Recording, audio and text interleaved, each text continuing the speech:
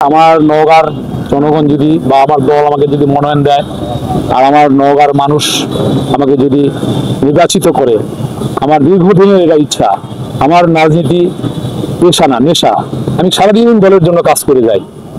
আমার নওগাঁ যদি আমি দায়িত্ব পাই, নমিনেশন পাই, আমার জনগণ যদি নির্বাচিত করে, তাহলে আমি, আপনারা জানেন যে আমাদের নওগাঁর সবচেয়ে বড় সমস্যা হচ্ছে এই যানজটের সমস্যা, যার কারণে আমরা কিন্তু, আর এই যানজটের কারণে আপনারা জানেন যে আমাদের জেলা প্রশাসক সাহেবের পক্ষে মিটিং ডেকেছিল, সেখানে সচিব যোগাযোগ মন্ত্রণালয়ের সচিবরা এসেছিল।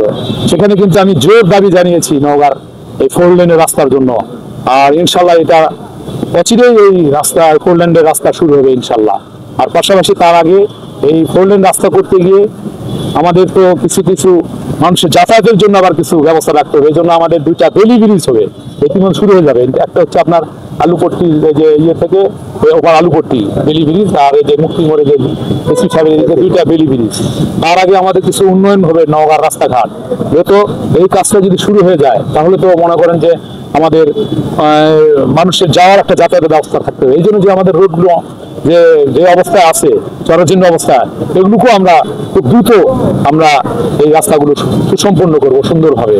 আর পাশাপাশি নওগাঁর যে কোনো ব্রিজ কালভার্ট, নওগাঁর আপনারা জানেন যে আমাদের ধানের রাজ্য, চালের রাজ্য, চালের জন্য বিখ্যাত আমাদের নওগাঁর সিংহভাগ। নওগাঁ থেকে চাউল বাংলাদেশের বিভিন্ন জায়গায় সরবরাহ করা হয়।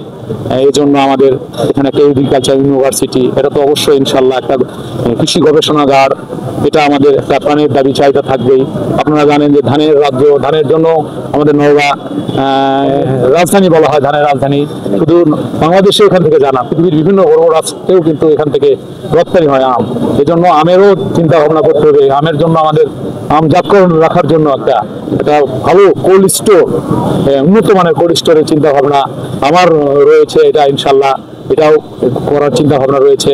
তারপরে আপনারা জানেন যে আমাদের সেই এশিয়ার মধ্যে সবচেয়ে পুরানো যেটা বৌদ্ধবিহার বলা হয়, এটা কিন্তু আমাদের একটা ইউনিভার্সিটি ছিল।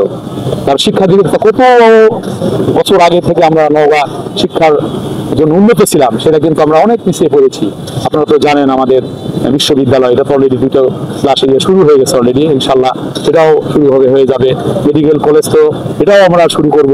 তারপর নওগাঁর যে আরো যে সকল উন্নয়ন, আরো বাইপাস একটা আরো রোড দরকার যেটা মানুষের জন্য, কারণ নওগাঁ অনেক পুরাতন শহর এবং প্রচুর, প্রায় এই নওগাঁ জেলা 28 লক্ষ মানুষ বসবাস করে। এই 28 লক্ষ মানুষের জন্য আমাদের আরো একটা বাইপাস ব্রিজ করতে হবে, সেটাও আমার একটা নিজস্ব পরিকল্পনা আছে। পরবর্তীতে যদি আপনারা জানতে চান, সেই পরিকল্পনা আপনাদেরকে আমি জানাবো ইনশাল্লাহ। যত রকম ব্যাপক মসজিদ, মাদ্রাসা থেকে শুরু করে স্কুল, কলেজ, এই মণ্ডপ, হিন্দুদের জন্য, বৌদ্ধ, খ্রিস্টান পেগোডা, যা যা দরকার মানুষের জন্য, ইনশাল্লাহ আমি আমার মৃত্যুর আগ পর্যন্ত আমি মানুষের জন্য কাজ করে যাব।